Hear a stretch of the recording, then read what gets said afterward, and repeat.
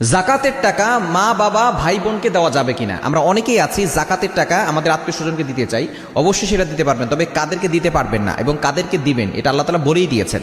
তবে অবশ্যই বাবা মাকে জাকাতের টাকা দেওয়া যাবে না। আমরা অনেকেই বাবা মাকে জাকাতের টাকা দিই, খবরদার, বাবা মাকে আপনি আপনার নিজের পকেট থেকে দিবেন। জাকাতের টাকা বাবা মাকে দিলে সেই জাকাত আপনার আদায় হবে না।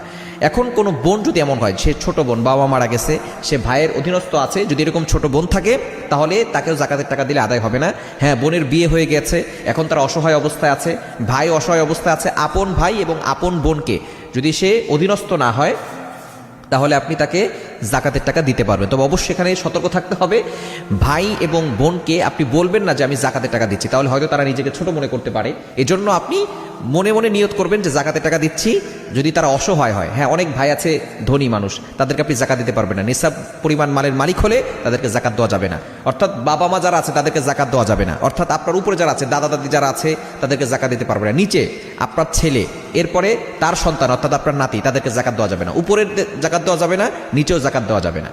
অর্থাৎ আপনার বংশ পরম্পরার ভিতরে উপরে যারা গেছে, আপনার বাবা, তার বাবা, আপনার দাদা, আবার নিচে আপনার সন্তান, তার সন্তান, আপনার নাতি, তাদেরকে জাকাত দিতে পারবেন না। হ্যাঁ, আপনার ভাই বোনকে দিতে পারবেন, তবে ভাই বোনকে এভাবে দিবেন যাতে করে তারা মনে কষ্ট না পায়। আপনি মনে মনে নিয়ত করবেন, হ্যাঁ ভাই বোন যদি আবার বড় লোক হয়, ধনী হয়, নিসাব পরিমাণ মানে মালিক হয়, তাহলে তাদেরকে জাকাত দিলে জাকাত আদায় হবে না।